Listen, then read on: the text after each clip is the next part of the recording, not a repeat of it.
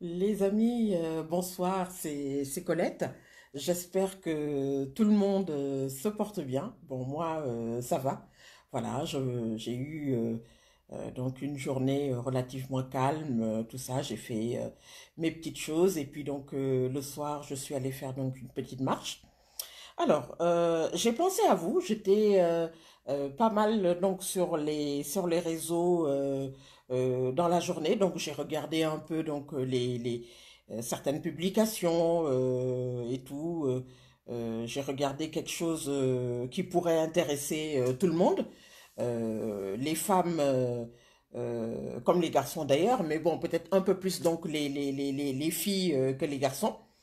Voilà, alors donc, on est, comme vous le savez, donc à la rentrée, en tout cas pour certains d'entre vous, bien qu'il y a encore des personnes qui n'ont pas encore repris.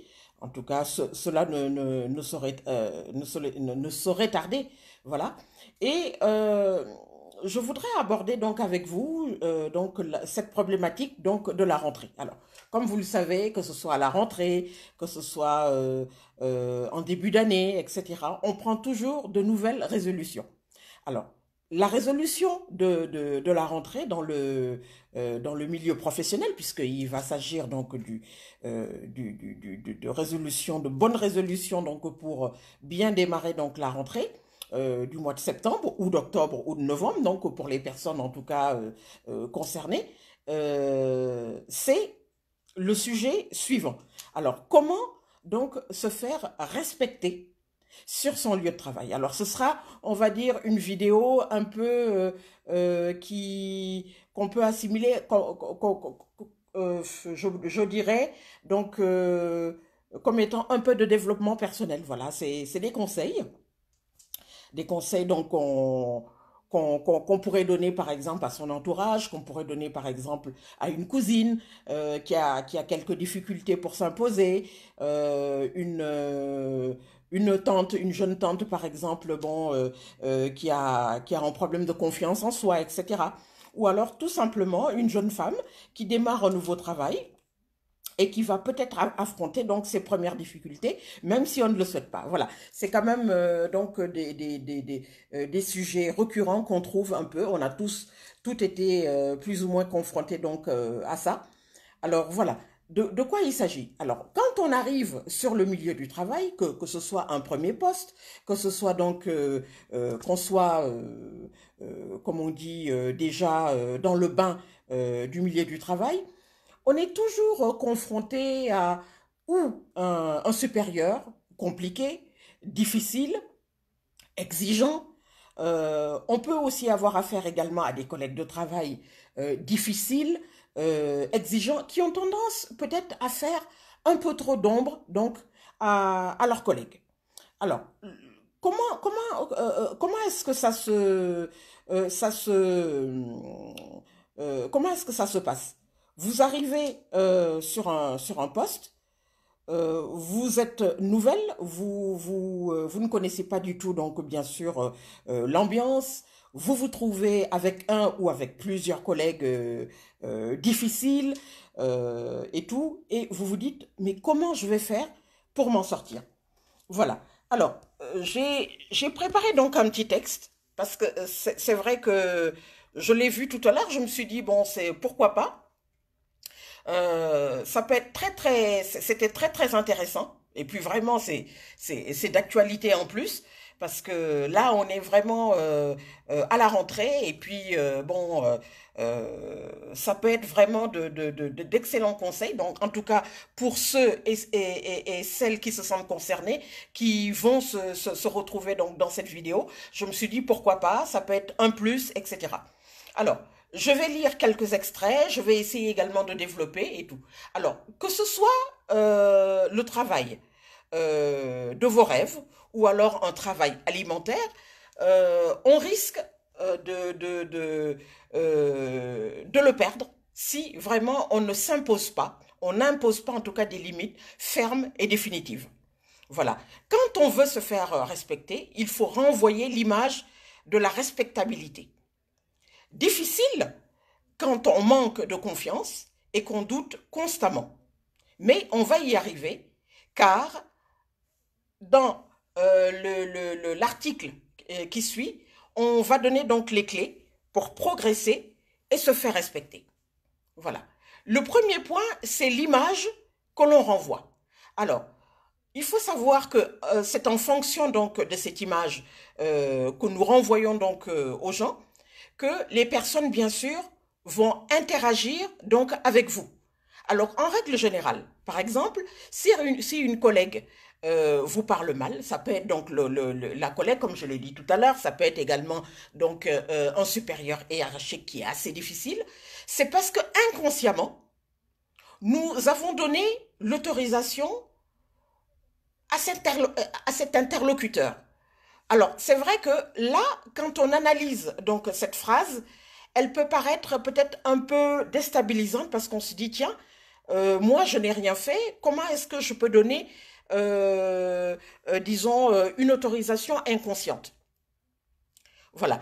Alors, il faut prendre donc le temps de regarder et d'observer donc les personnes qui inspirent le respect. Ces personnes-là ont une forme donc de prestance et d'assurance qui ne permet pas donc le non-respect. La question est comment changer donc cette situation? Pour y arriver, il faut arriver à analyser le plus précisément possible ce qui ne va pas pour arriver donc à la changer. Donc un travail, donc un responsable hiérarchique, un patron, des collègues ne sont en aucun cas des gens qui ont votre vie entre leurs mains. Alors, qu'est-ce que ça veut dire? C'est très simple. Ça veut dire que quand vous arrivez donc en tant qu'individu avec des droits et des devoirs. C'est-à-dire que vous n'êtes pas obligé d'avoir, comme on dit, cette image donc je ne sais pas comment je pourrais expliquer ça. C'est-à-dire venir déjà faire par exemple copain-copain avec votre chef ou faire copain-copain avec les collègues de travail pour espérer être bien vu. Vous aurez par exemple des collègues, des chefs, des supérieurs hiérarchiques qui ne vont pas du tout donc le prendre sous cette forme peut-être de respect, de cordialité. Justement, ils vont le prendre comme de la faiblesse. C'est pour ça qu'on a parlé de inconsciemment que vous leur donniez donc l'autorisation donc de leur parler d'une certaine façon.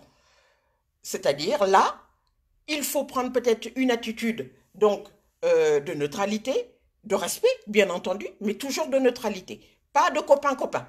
Voilà. Ne racontez pas votre vie, par exemple.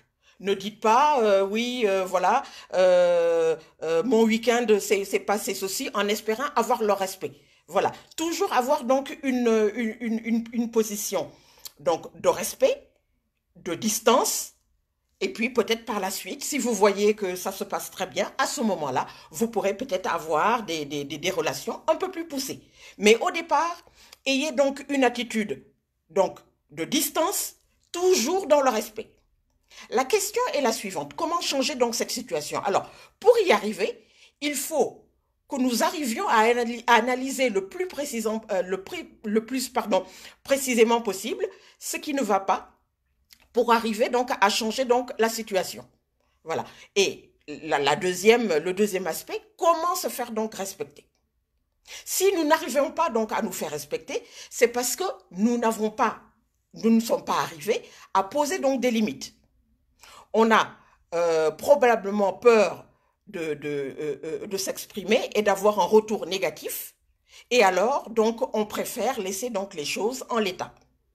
Voilà. Alors, ça également, c'est quelque chose qui peut s'expliquer de la façon suivante. C'est-à-dire qu'au départ, vous avez intégré donc un nouveau travail, ou alors même que vous n'êtes pas tout à fait nouvelle, mais vous avez laissé, en fait, comment je pourrais expliquer ça? Vous avez laissé un état de fait, c'est-à-dire vous avez donné cette habitude donc aux collègues de travail, donc une permission inconsciente peut-être de vous parler d'une certaine façon. Voilà ce que je veux dire. Moi-même qui vous parle, il m'est arrivé, c'est vrai, d'avoir dans le passé donc certaines situations où on a eu affaire donc à ce genre de personnes. Alors c'est vrai que ce n'est pas du tout évident parce que il faut faire retourner donc la situation donc à son avantage et pouvoir inspirer donc le respect. Alors, euh, je continue. Alors,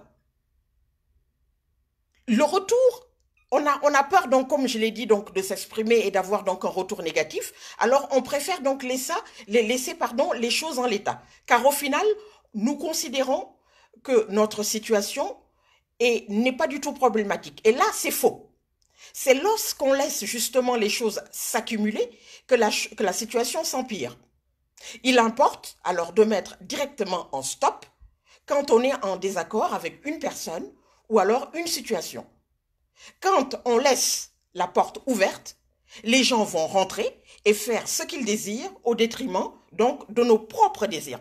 Alors ça, qu'est-ce que ça veut dire? C'est très simple. Ça veut dire que dès que vous voyez une personne, une collègue, un supérieur, quelqu'un dans l'entreprise à qui vous avez donné certaines libertés de vous parler d'une certaine façon, pour X raisons, et que vous n'avez pas mis en stop, vous n'avez pas dit, bon, excusez-moi, madame, monsieur, j'ai remarqué que oui, que vous aviez élevé tout à l'heure la voix, je voudrais vous dire que je ne suis pas du tout contente, j'aimerais vous le faire remarquer pour qu'à l'avenir, que ça ne se reproduise plus. Non, vous avez donc laissé donc, cet état de fait se prolonger. Et ça, c'est une erreur.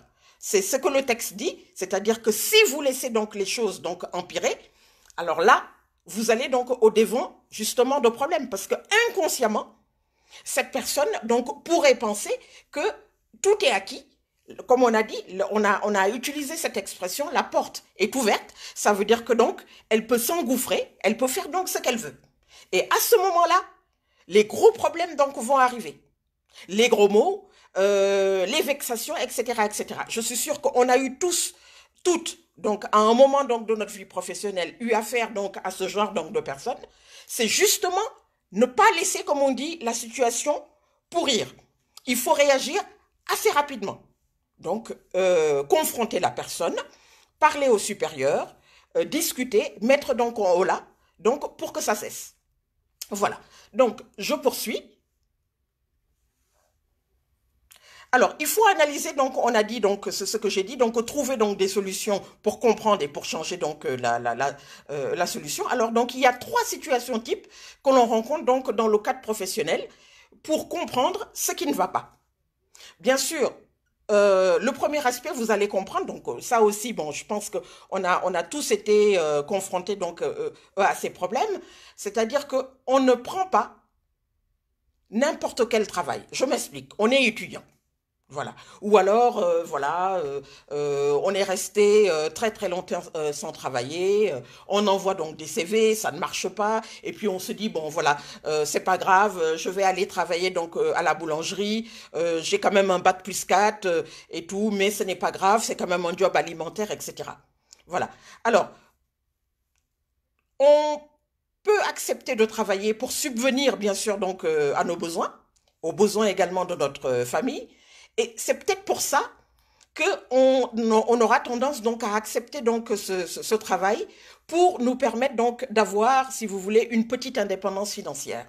Voilà. On va faire donc l'impasse, inconsciemment encore, sur toute une série d'exigences qu'on avait, mais qu'on laisse donc sur le pas de la porte parce que tout simplement, on a envie quand même que ça marche, on a envie quand même de travailler, on a envie quand même de gagner notre croûte, comme on dit. Voilà. On accepte déjà de gagner moins. J'ai parlé tout à l'heure donc des personnes diplômées. Ça peut être bien sûr donc une personne qui n'est pas diplômée, mais là c'était donc le cas d'une personne diplômée, de faire un peu plus de trajet. J'habite par exemple, je ne sais pas, à 30 kilomètres. J'accepte donc de faire plus d'1 h 30 à l'aller et pareil donc au retour. Donc je perds quand même facilement 3 heures donc dans la journée. Donc une fatigue donc voilà qui s'accentue. Je travaille donc dans de mauvaises conditions de travail. Je fais également un travail qui est en dessous donc de mes capacités. Voilà, on l'a dit tout à l'heure. Donc voilà, j'ai bac plus 4, j'ai bac plus 5, etc. Je prends facilement donc un travail à la boulangerie ou même je travaille à l'usine. J'ai un petit CDD donc de 6 semaines qui me permet donc de rebondir. Alors, on se rend bien compte qu'on ne peut pas donc agir de la sorte. car on risque de se retrouver, bien sûr, donc dans une situation perdante à tous les niveaux, hein. Donc on l'a dit tout à l'heure, donc fatigue donc pour le trajet, un job donc en dessous donc de ses capacités, etc. Un manque de motivation donc à la longue. Et si on prend une situation où inconsciemment donc on abaisse notre niveau donc d'exigence, c'est toute notre vie qui va en pâtir. Je l'ai dit. Voilà. À partir du moment où on se met donc en position, c'est vrai, de prendre le premier job, ce qui est arrivé pratiquement à tout le monde, hein. Voilà, moi également, donc il y a quelques années, j'ai connu donc des périodes de chômage, c'est vrai qu'on l'a fait. Mais c'est vrai que bon, on avait besoin de travailler, on gagne moins, c'est des conditions donc de travail pas évidentes, mais inconsciemment donc quand même voilà, c'est pas ça. On sent très bien que là on est vraiment mal. Voilà. Et donc on a cesse de dire que justement on doit se faire respecter et élever le niveau d'exigence pour arriver donc au maximum de notre potentiel. Alors, aujourd'hui, avec la crise économique, je prends déjà l'exemple donc de la crise du coronavirus, comme vous le savez. Vous avez eu comme vous le savez, donc beaucoup d'entreprises qui se sont retrouvées donc en faillite ou alors en tout cas en grosse difficulté et tout. Et vous avez également eu une partie donc de la population donc qui se retrouve également en demande d'emploi. Je pense notamment donc aux bacheliers, je pense aux étudiants, etc. Vous aviez pas mal d'étudiants donc qui souhaitaient donc avoir un petit travail d'été. Ben voilà, là c'est compliqué parce que c'est vrai que on a beau être difficile, mais on a tendance quand même à aller donc sur le premier job qu'on trouve parce qu'il n'y a pas de travail. Voilà. Et ça, c'est vrai que c'est assez contradictoire. C'est-à-dire que d'un côté, on veut trouver donc un job qui répond quand même à nos besoins, on veut se faire respecter, etc. Mais en même temps, on n'a pas vraiment le choix parce que c'est très très dur. Il y a la crise, il y a le coronavirus donc qui est passé donc par là. Voilà. Alors, la deuxième situation, c'est j'accepte qu'on me parle mal. Et ça, je vais vous lire encore donc cette partie qui est aussi une partie très très importante parce que c'est ça qui emmène justement ce problème d'inconfort, ce problème donc de démotivation et aussi ce problème donc de perte de confiance donc en soi. Alors, quand on ne réagit pas, quand vous ne réagissez pas, quand on vous parle mal, comment voulez-vous que la situation change? En ne disant rien, vous donnez l'autorisation à votre interlocuteur d'agir de la sorte. Et c'est vrai. Vous donnez l'occasion à cette personne de vous parler mal, vous ne dites rien, ben sachez que le lendemain ou le surlendemain, elle va se dire, oui, inconsciemment, tu m'as donné l'occasion de mal te parler, tu n'as pas réagi, par conséquent, je risque, je vais donc recommencer. Voilà donc cette problématique-là. Alors, il faut bien comprendre que l'on mérite donc le respect dans n'importe quelle situation. Il importe de savoir que nous sommes tous des personnes respectables qui n'acceptons pas que l'on use et abuse de l'autorité. Si vous avez un patron qui passe sa journée à faire des remarques et que les collègues passent tout leur temps également à pointer vos imperfections, ce n'est plus vivable. On est bien d'accord. Vous avez donc le pouvoir de changer la situation en devenant cette personne forte et confiante que vous êtes à l'intérieur de vous.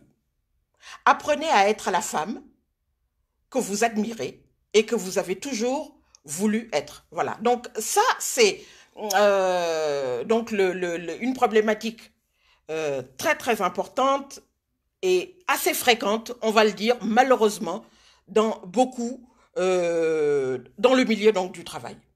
Voilà, vous avez, c'est vrai, des collègues de travail qui sont extrêmement difficiles à gérer, des supérieurs hiérarchiques quelquefois qui sont assez difficiles à gérer.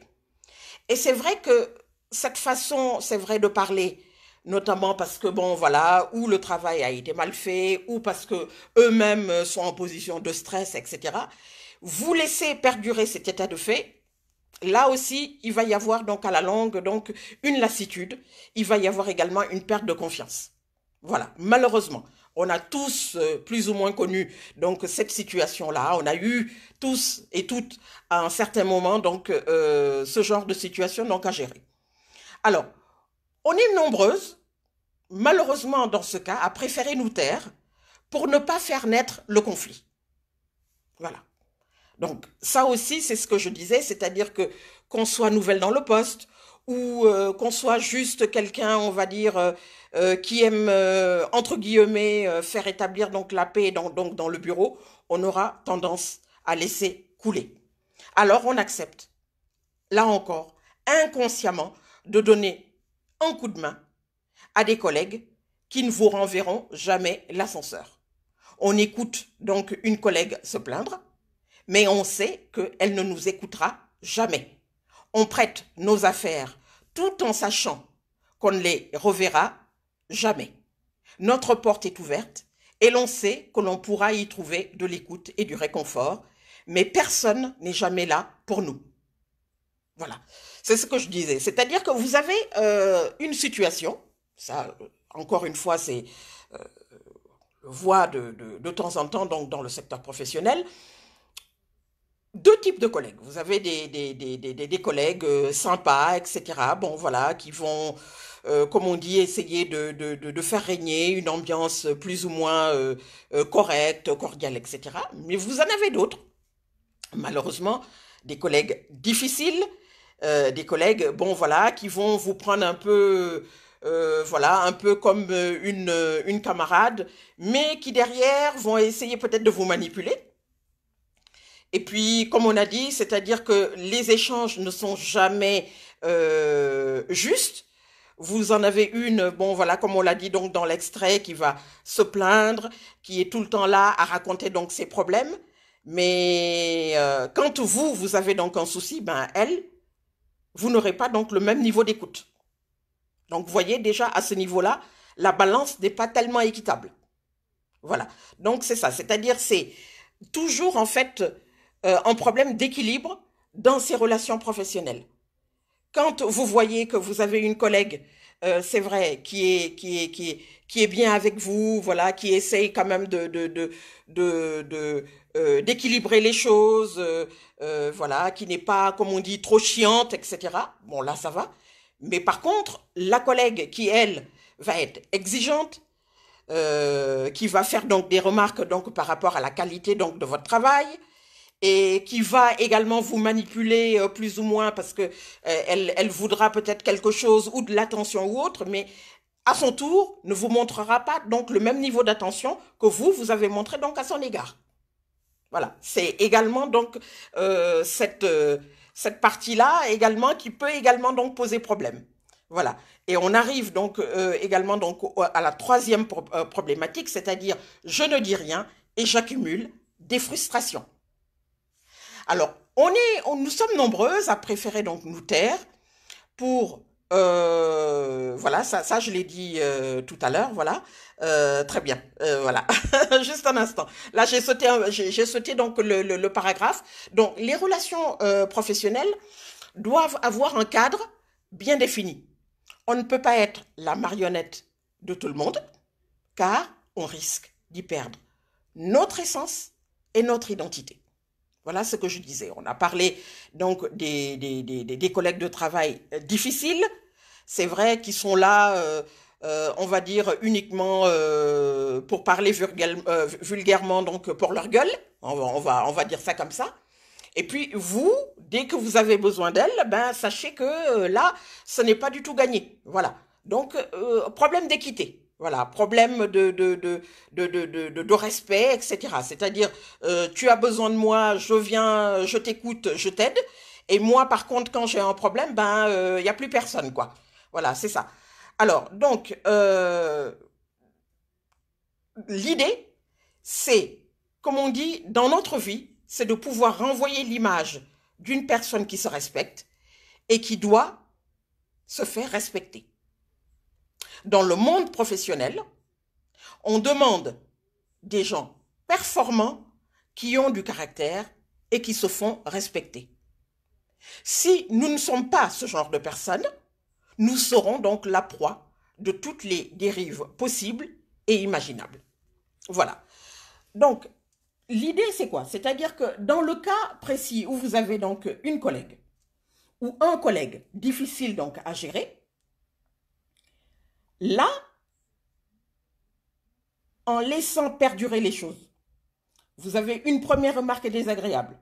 Vous avez une deuxième remarque, c'est-à-dire la personne commence à mal vous parler. Vous laissez couler, comme on dit, vous ne dites rien. À la fin, qu'est-ce qui se passe?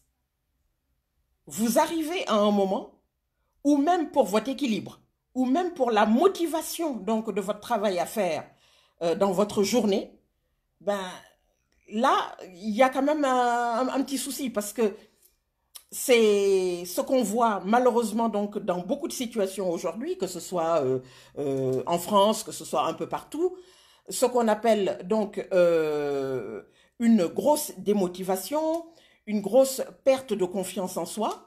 Et qu'est-ce qui se passe? Vous avez quand même beaucoup de gens, dans ce cas précis, qui préfèrent se mettre donc en arrêt de travail, ou alors qui, à partir d'un certain moment, se disent, bon, écoutez, moi, je pense que ce poste n'est pas fait du tout pour moi, puisque, bon, je vois que je ne suis pas du tout épanouie, ben, je vais peut-être changer, je vais changer de travail, je vais changer de service. Voilà. Ça peut être également, donc, ce genre de situation. On l'a dit, pour pouvoir renverser donc la vapeur, pour pouvoir donc se faire respecter dans le cadre donc de son travail, ben il faut mettre donc des barrières. Il y a une limite à ne pas dépasser.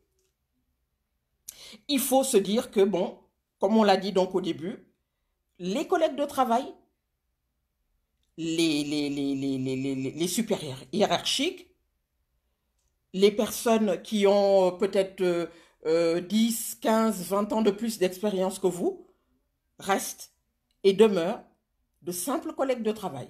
Ce ne sont pas vos amis, ce ne sont pas les membres donc de votre famille. Donc, vous leur devez le respect, mais mettez des barrières dès le départ. Ne faites pas trop copain-copain avec eux. Ne racontez pas votre vie.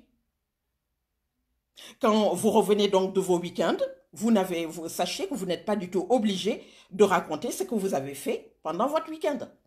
Si vous sentez au fil des semaines et des mois que la relation est correcte et que vous avez affaire à des gens bien, entre guillemets, des collègues en qui vous avez confiance, voilà, à qui vous pouvez vous confier sans que ça ne dégénère, donc, entre guillemets, à ce moment-là, vous pouvez passer donc à l'étape supérieure. Voilà. Ne donnez pas cette occasion de trop les mettre, comme on dit, sur un piédestal. Encore une fois, les collègues de travail ne sont pas des dieux, ce sont juste des collègues de travail. Vous leur devez le respect, encore une fois, comme on l'a dit, mais sachez mettre donc des barrières. Voilà, donc c'est ça l'idée donc justement de ce point. Donc ne pas accumuler donc les frustrations pour justement ne pas rencontrer beaucoup plus tard donc une démotivation et toutes les dérives que l'on connaît aujourd'hui dans le monde du travail, c'est-à-dire que ce soit les changements de service, etc., etc., les arrêts de travail, etc., etc. Malheureusement, c'est le monde du travail dans lequel donc on est. Voilà. Alors, on n'oublie pas, hein, il ne faut pas oublier justement qu'on a le pouvoir de changer cette image et et notre mentalité par la prise de conscience et le changement donc de nos habitudes. Chaque jour, donc, chaque journée de travail, nous allons mettre en place les habitudes d'une personne respectable et nous verrons que notre progression sera fulgurante. Très vite, la personne d'hier va disparaître et la personne d'aujourd'hui va être formidable à tous les niveaux. Voilà. Donc, c'est la phrase donc, de conclusion, c'est-à-dire que, c'est ce que je dis, c'est-à-dire que dès le départ, quand on intègre un nouveau poste, ou même quand ce n'est pas un nouveau poste, quand vous sentez que la situation commence à déraper et que vous ne pouvez pas solutionner votre problème, en fait, ça se fait dès le départ. Il faut mettre des garde-fous, mettez des barrières, vous êtes nouvelle, vous ne mettez pas donc les collègues de travail sur un piédestal, vous restez neutre, vous ne racontez pas donc votre vie. Voilà, vous êtes là pour travailler et pour gagner votre vie. Vous avez donc un palmarès avant, vous avez donc des diplômes et vous êtes bien sûr capable d'assumer donc vos compétences professionnelles. Voilà. Donc les amis, c'était ça donc l'idée donc de cette soirée. J'ai vu donc le papier bien sûr qui m'a énormément plu.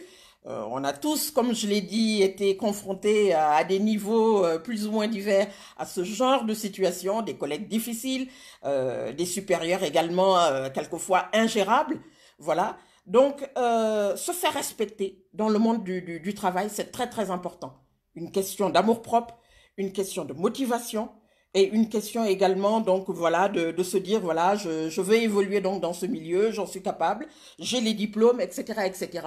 Donc, se faire respecter, voilà. C'est à tous les niveaux, c'est par la façon donc de se comporter. On a dit mettre des barrières. Ne pas peut-être mélanger le personnel et le professionnel dans un premier temps.